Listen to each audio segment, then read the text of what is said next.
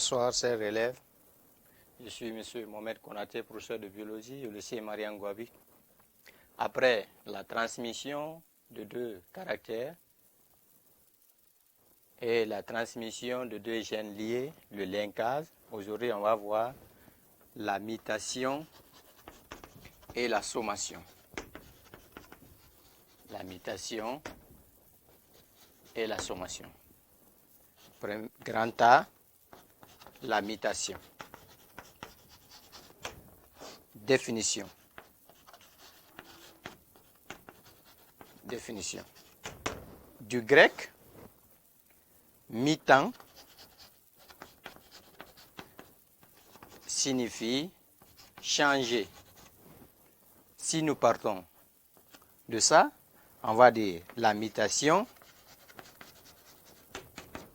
est une transformation.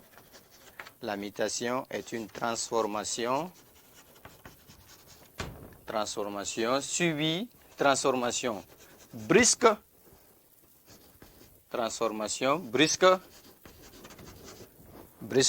subie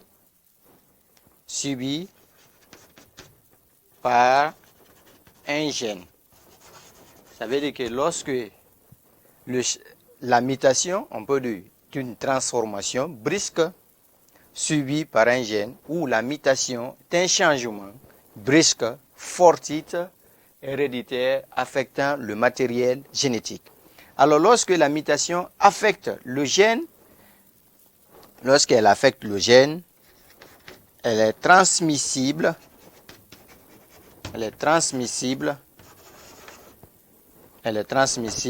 de génération en génération. Elle est transmissible à la descendance. Elle est transmissible à la descendance, ou bien transmissible de génération en génération. Après la définition, on va voir les types de mutation. Les types de mutation. Les types de mutation. Nous avons ici, premièrement, la mutation génique. La mutation génique. La mutation est dite génique lorsqu'elle affecte les gènes. Et quand nous prenons par exemple gène est une séquence de nucléotides. Gène est une séquence de nucléotides. Donc, lorsque la mutation affecte le gène, la mutation là est appelée mutation génique, ou certains aussi peuvent appeler mutation génétique. Alors, un gène, c'est une séquence de nucléotides. Nucléotides par définition, l'ensemble des bases azotées plus sucre plus acide phosphorique. Maintenant, lorsque la mutation affecte une base azotée, la mutation là est appelée la mutation ponctuelle. Ça veut dire que lorsque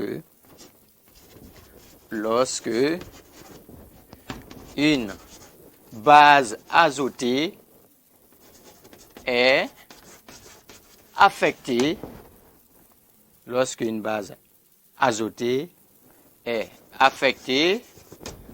la mutation, on appelle ça mutation de type ponctuel. Alors, lorsqu'une base azotée est affectée, la mutation est appelée mutation ponctuelle. On va voir les différents types de mutation ponctuelle. Les différents types de mutation ponctuelle.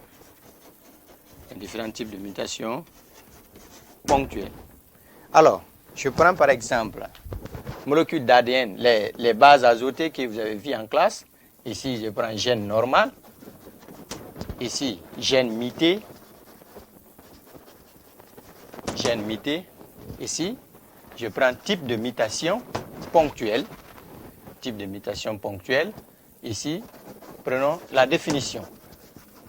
Nous avons ici la définition. Alors, j'ai un petit tableau. J'ai ici gène normal, gène mité, type de mutation ponctuelle, définition. Alors, en classe, on a dit les bases azotées et on a 4 types de bases. Vous avez l'adénine, guanine, cytosine et la thymine. Alors ici, j'ai A, G, C, T. J'ai T, T, C, C, C. Alors j'ai une séquence d'ADN. Ici, considérons ça comme gène normal. Alors, lorsque je change C là par autre molécule, par exemple, par exemple A, j'ai ici A, G, C, T, T, T du gène normal. Alors C, C, C, le C là, je change ça par A, alors C, C. Alors ici, j'ai remplacé C par A. Lorsqu'on remplace C par A, nous avons ici mutation de type mutation ponctuelle de type substitution. Substitution. Alors, on a remplacé C par A. Lorsqu'on remplace C par A, nous avons ici mutation de type mutation ponctuelle de type substitution. Alors, par définition, c'est le remplacement d'une paire. Le remplacement d'une paire de nucléotides par un autre. Ça veut dire que j'ai ici A, G, C, T, T, T, du gène normal, C, C, C. Alors C, C, C là, dernier triplet, je remplace là-bas G par A. Lorsque je remplace C par A, alors j'ai fait une substitution. Alors la mutation est appelée mutation ponctuelle type substitution. Alors par définition, c'est le remplacement d'une paire de nucléotides par un autre. Toujours, je suis avec un gène normal. Alors, gène normal ici, toujours. Alors, j'ai ici A, G, C, T, T, T, C, C, C, gène normal. Alors, j'ai ici, alors C, C, C, je vais enlever C, alors j'aurai ici, avec la mutation, j'ai A, G, C, T, T, T, maintenant C, C. Alors ici, j'ai 3 C, par là, j'ai 2 C. Alors j'ai enlevé un C, alors on va dire ici, délection. Délection veut dire quoi? La perte d'une paire de nucléotides. Alors ici, j'ai 3 C. Les 3 C là, j'ai enlevé un C, ça devient alors CC. Alors, type là est appelé mutation ponctuelle de type d'élection. Alors, toujours avec gène normal, j'ai gène normal ici, A, G, C, T, T, T, C, C, C. Alors ici, avec la mutation, je vais écrire A, C, G, T, T, T, C, C, C, A. J'ai ajouté A. Alors ici, on va appeler ici insertion. Insertion. Ça veut dire que mutation ponctuelle de type insertion. Alors, toujours avec du gène normal, A, G, C, T, T, T, C, C, C. Alors ici, je vais, au lieu de A, G, C, j'ai écrit C, A, G. Alors, j'ai fait un changement. Alors, inversion. Inversion. J'ai envoyé A à la place de C, C à la place de A. Inversion. Alors, les différents types de mutations ponctuelle, vous avez la substitution, délection, insertion, inversion. Alors, substitution, c'est le remplacement d'un paire de nucléotides par un autre. Délection, c'est la perte d'une paire. Substitution, c'est le remplacement d'une paire de nucléotides par un autre. Délection, c'est une perte de nucléotides. Insertion, c'est d'insérer ou addition. Inversion, c'est de faire le changement. Alors ça, c'est les différents types de mutation ponctuelle. Après les différents types de mutation ponctuelle, toujours avec les types de mutation, on avait cité mutation génique, et maintenant B, nous avons mutation chromosomique. Mutation chromosomique. Mutation est dit chromosomique lorsque la mutation affecte la structure du chromosome. Affecte la structure chromosome. Alors, structure. Et au préalable, au niveau du chapitre 1, on avait dit que le chromosome est formé de 2 bras reliés par un centromère. Les bras là sont appelés chromatides. Alors ici, j'ai chromosome ici, avec 2 bras reliés par un centromère. Je prends ici par exemple chromosome A. Ici, j'ai chromosome B. Alors, qu'est-ce que je vais faire? Je coupe ici, parce que le chromosome est formé de 2 bras courts et bras longs, reliés par un centromère. Je coupe bras là, bras courts. Quand je coupe ici, je coupe par là, je viens souder ici. Alors, chromosome là perdu, bras long. Ici, je viens souder par là. Alors ici, j'ai fait quoi? J'ai coupé chromosome, j'ai coupé une partie de A. Je viens souder partie là au niveau de B. Alors, le transfert là est appelé translogation.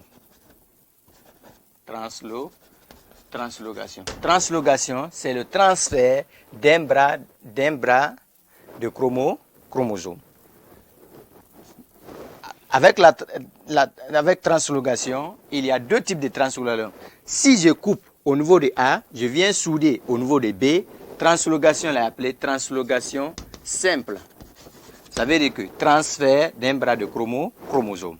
Toujours, j'ai chromosome A, chromosome B. Je fais quoi? Je coupe au niveau de A. Je coupe au niveau de A. Je viens souder au niveau de B. Après, je coupe une partie de A. Je viens souder encore en A. Ça veut dire que j'ai coupé bras long de A. Je viens souder au niveau du bras long de B. Je coupe bras court de B. Je viens souder au niveau du bras long de A. Alors toujours, ça c'est les transformations, ça c'est des transferts, mais on appelle ça translogation. Ça veut dire translogation réciproque. Ça veut dire que translogation, transfert d'un bras de chromosome. Alors, j'ai coupé par là et venu souder uniquement au niveau de B, translogation simple. Alors, quand je coupe au niveau de A, je viens souder au niveau de B. Je coupe au niveau de A, je viens souder au niveau de B. Alors, ça, c'est la translogation réciproque. Ça veut dire avec la mutation chromosomique affecte la structure du chromosome. Vous avez translogation simple et translogation réciproque.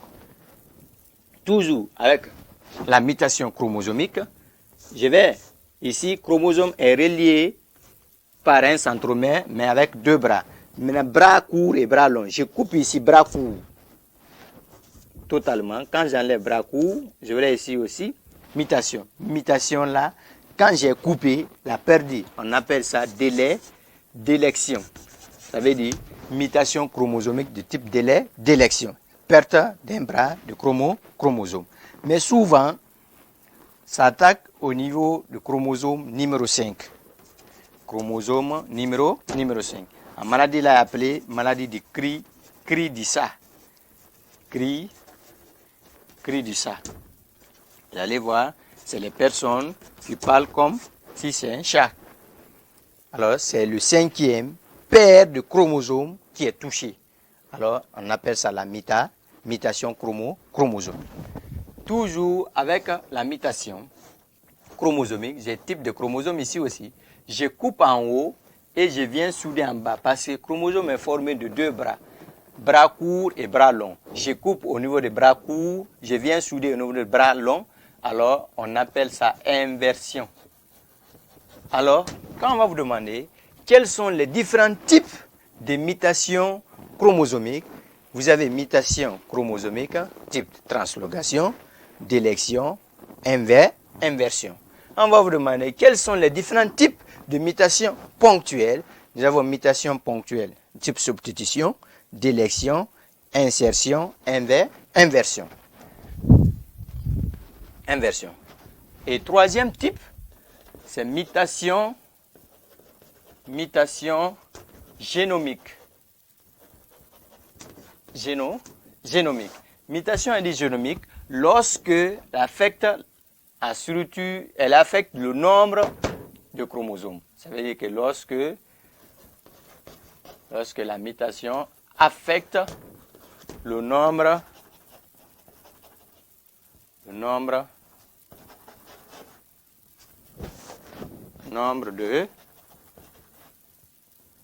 de chromosomes.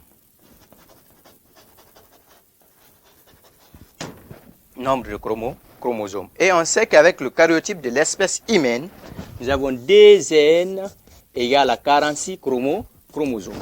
Alors, lorsqu'il y a l'augmentation, ça cause des problèmes. Lorsqu'il y a une diminution, ça cause des problèmes. Ça veut dire que mutation génique affecte le nombre de chromosomes. Et l'ensemble des chromosomes, c'est ce qu'on appelle karyotype. Karyotype, dans l'espèce humaine, des gènes égale à 46. Mais avec les 46, il y a 44 chromosomes qui ne sont pas les chromosomes sexuels. Il y a 2 chromosomes qui sont les chromosomes sexuels qu'on appelle les gonosomes. Alors les 2 gonosomes plus les 44, ça fait les 46. Alors lorsqu'il y a une augmentation, ça cause problème. Lorsqu'il y a une diminution, ça cause problème.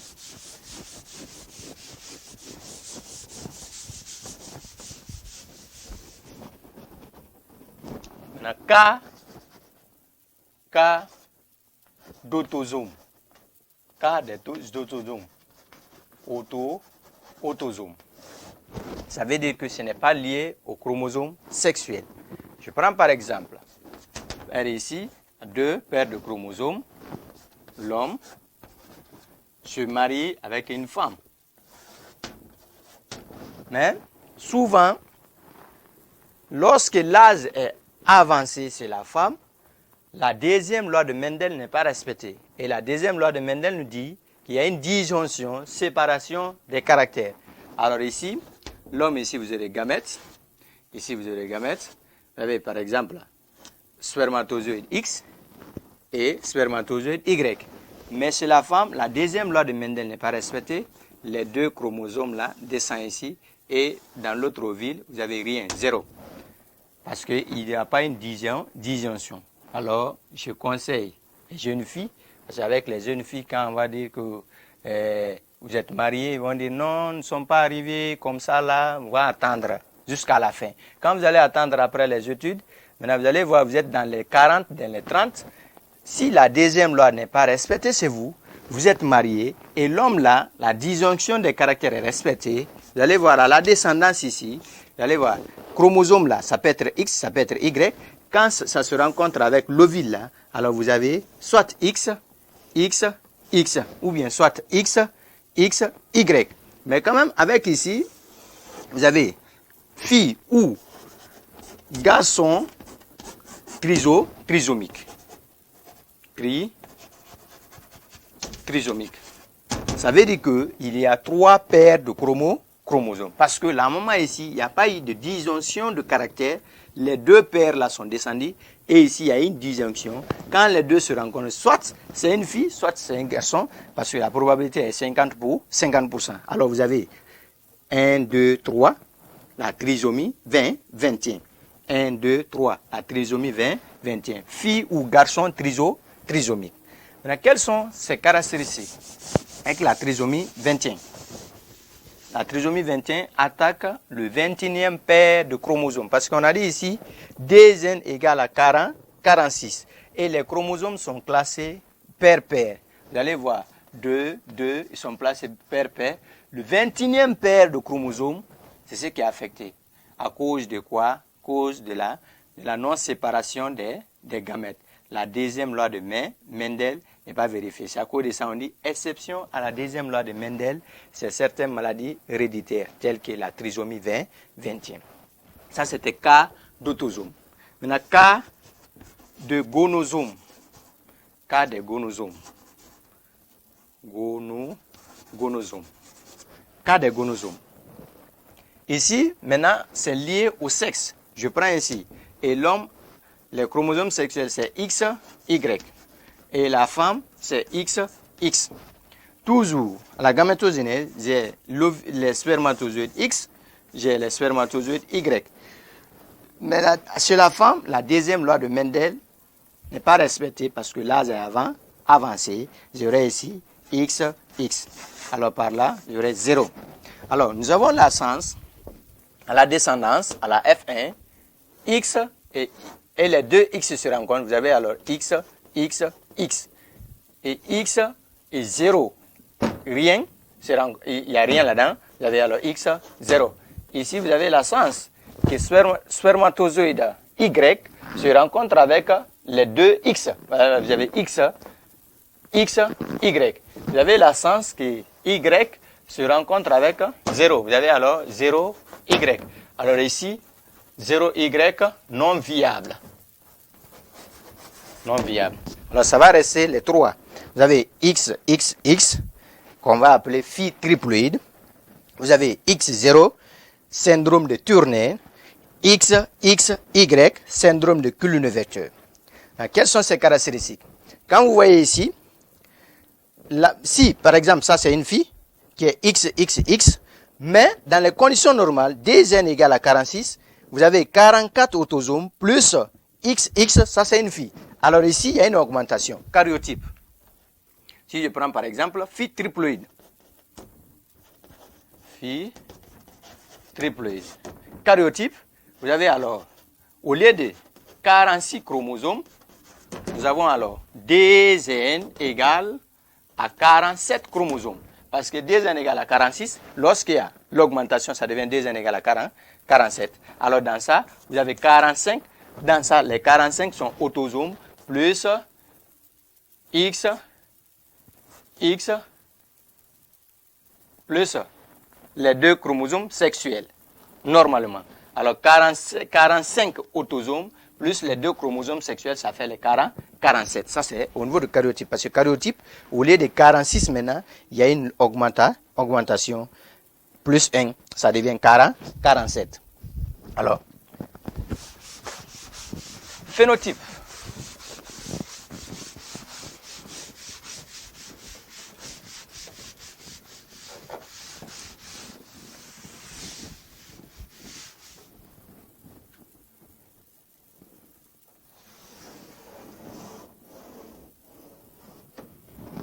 Avec les filles triploïdes, c'est les filles qu'on appelle super filles. Super filles. Phénotype. Super filles. Parce que ici, vous avez X, X, X. X, X, X. Après, vous avez X0. X0, on appelle ça syndrome de Turner. Turner. Syndrome de Turner. Déjà, nous avons dit DN égale à 46, mais ici, vous avez seulement que X. Ça veut dire que karyotype ici, vous avez moins. Karyotype, 2 gènes. c'est-à-dire moins 1. Vous avez alors ici, quand on enlève 1, au lieu de 46 maintenant, l'intéressé a Dn égale à 45 chromosomes.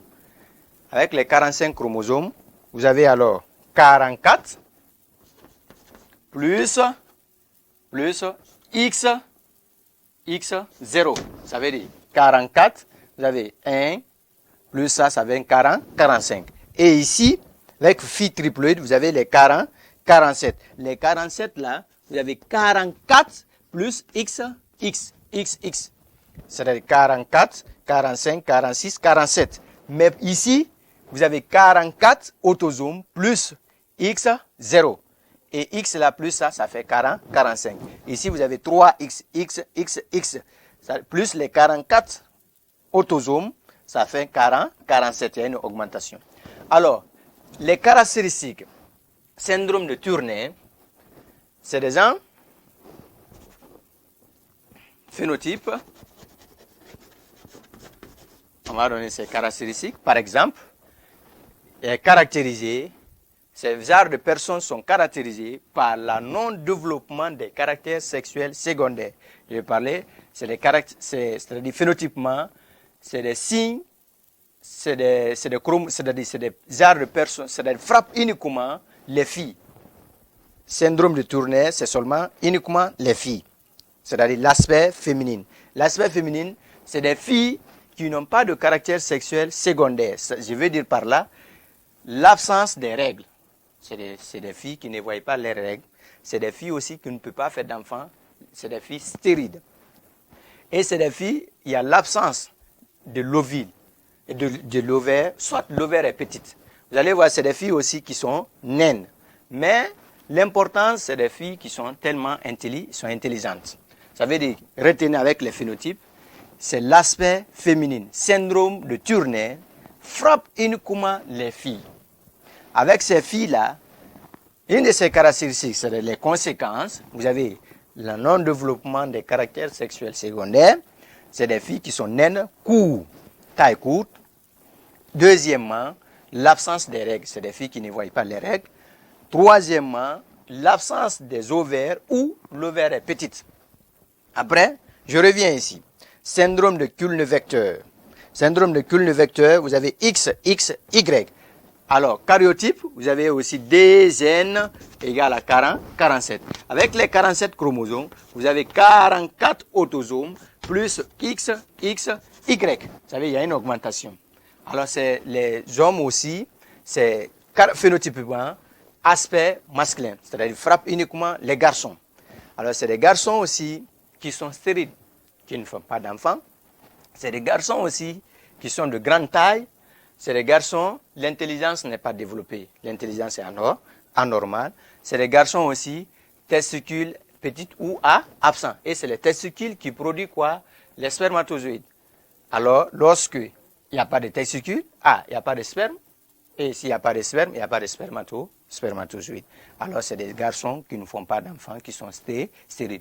Ici, c'est des filles qui n'ont pas d'ovaire. Et si on n'a pas d'ovaire, l'ovule n'est pas produit. Et si l'ovule n'est pas produit, on ne peut pas parler de règles. Alors, ces parties-là seront un peu développées au niveau de la fonction de la reproduction plus tard. Après, vous avez ça, 0, Y, non viable. Alors, qu'est-ce qu'il faut retenir? Avec la trisomie 21, est caractérisée par tête ronde, face aplatie, les yeux obliques et taille courte. Je reprends. Si nous sommes avec syndrome, c'est-à-dire nous sommes avec la trisomie 21, XX ou bien XXY, c'est-à-dire que le 21e chromosome est attaqué, quels sont les signes pour reconnaître? Vous avez l'intéressé à tête ronde. Deuxièmement, taille courte. Troisièmement, les yeux sont obliques. Et quatrièmement, vous avez aussi face aplatie. Pour reconnaître que quelqu'un a syndrome de Turner, vous allez voir, c'est l'aspect féminin, l'ovaire est absent ou petite, la disparition des règles, et aussi l'intéressé naine et le non-développement des caractères sexuels secondaires. Et l'importance là-bas, c'est une fille très intelligente. Très intelligente. Alors, si nous prenons XXY, syndrome de Kullner-Vecteur, aspect masculin, testicule petit ou absent, stéride, ne fait pas d'enfant, et l'intelligence anormale. Alors, ça c'est la mutation chromosomique. Alors, connaissant la mutation, il y a 3 types de mutations. Mutation génique affecte le gène lorsque le gène est affecté. Mutation chromosomique affecte la structure chromosome. Quand nous prenons mutation chromosomique, les différents types, vous avez la translocation, inversion, insertion. Quand nous prenons par exemple mutation génomique, affecte le nombre de chromosomes. Nous avons le nombre de chromosomes et on sait qu'avec karyotype humaine, vous avez DN égale à 46. Avec les 46, lorsqu'il y a une augmentation, il y a un problème. Lorsqu'il y a une diminution, il y a un problème. Ça veut dire que karyotype normal, c'est DN égale à 46. Alors, cas d'autosome qui n'est pas lié au chromosome sexuel, mais souvent c'est causé par les femmes. Parce que lorsque l'âge a avancé, je vous ai dit que la deuxième loi de Mendel n'est pas respectée chez la femme. Il n'y a pas de disjonction de caractère. Vous pouvez avoir les garçons ou les filles trisomiques. J'ai donné les caractéristiques de ça. Maintenant, lié au sexe, vous avez aussi les filles triploïdes XXX ou X0 ou XXY ou 0Y. Les 0Y ne sont pas viables. Mais quand vous prenez fréquence, syndrome de Turner, quand vous prenez 10 000 personnes, vous avez 18. Syndrome de Kullner-Vecteur, quand vous prenez par exemple 10 000 personnes, vous avez 4. Ça veut dire que vous avez 4 sur les 10 000. Syndrome de Turner, vous avez 18 sur les 10 000. Et XXX, c'est des filles qu'on appelle super filles. Les super filles, quand vous prenez par exemple les 10 000, vous avez 20. Mais, exception aussi, il y a certains garçons qui sont X, et X, Y. On les appelle super-hommes. Super-hommes, c'est des hommes aussi, quand vous prenez la fréquence, quand vous prenez les 10 000, vous avez seulement 4. Alors, c'est des genres de personnes c'est des hommes normaux, tendance à la criminalité ou agressifs, c'est-à-dire sont agressifs.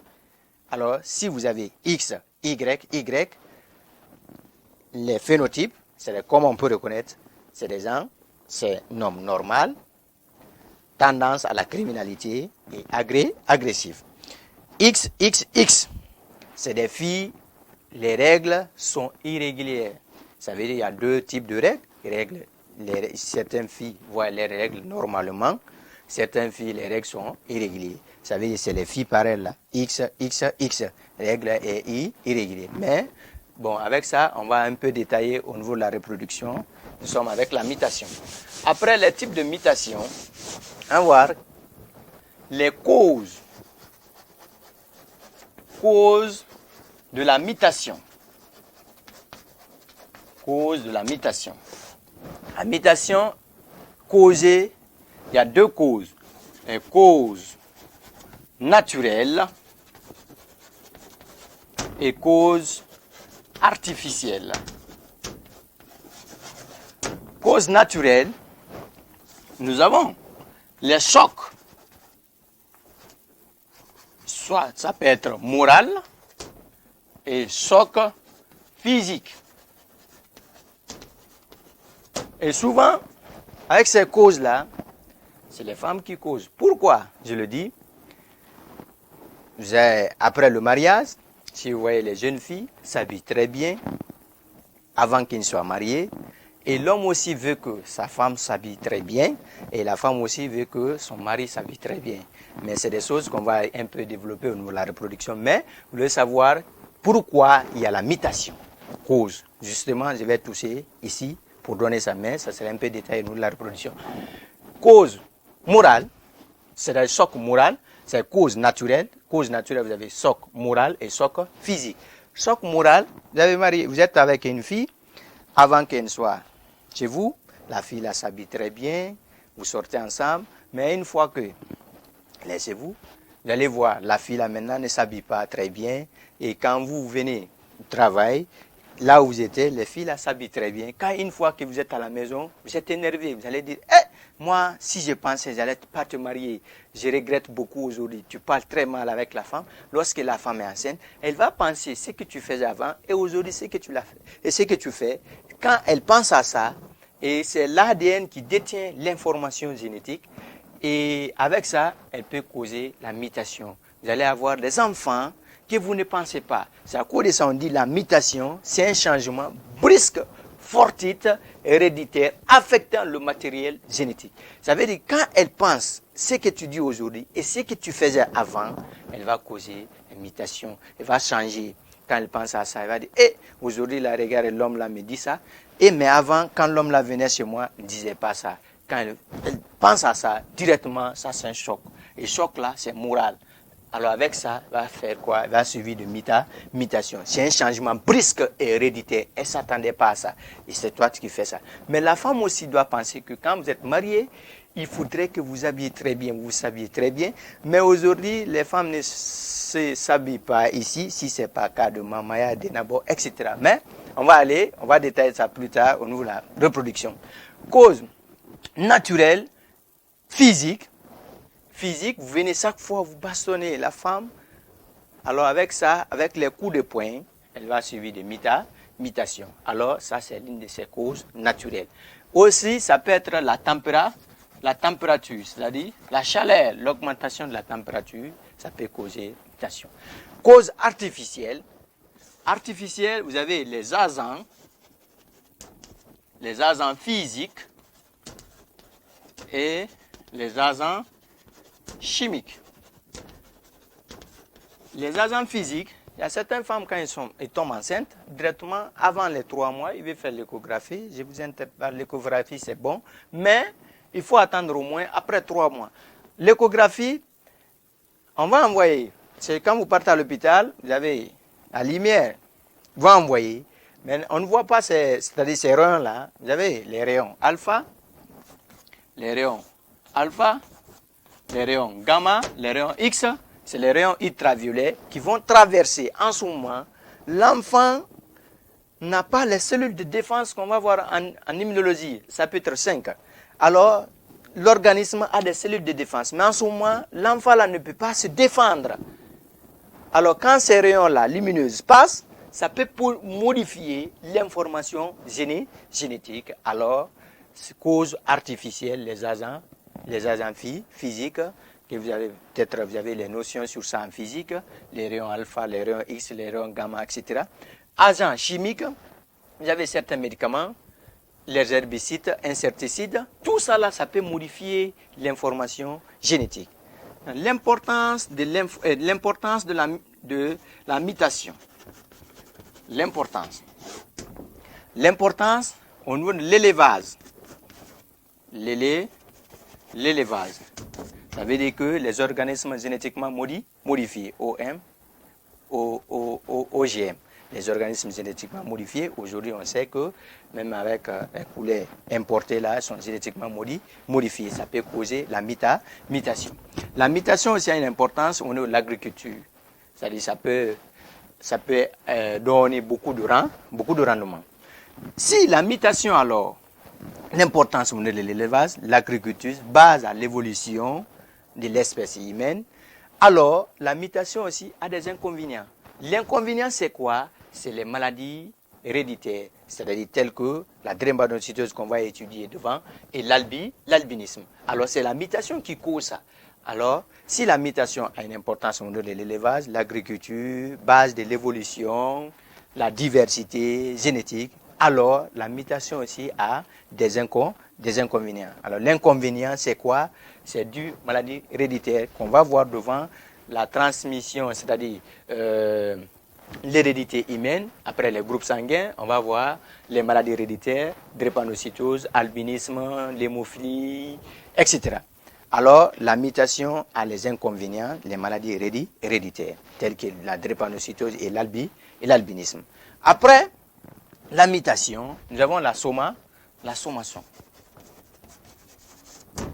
La sommation, c'est une modification non héréditaire affectant le soma ou corps cellulaire.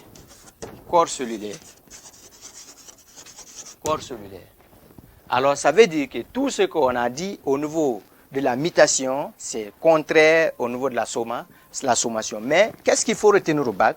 On peut vous dire, comparer la mutation et la sommation. La mutation est comment? Héréditaire. La sommation est non héréditaire. La mutation affecte le gène, la sommation affecte le soma. La mutation, variation,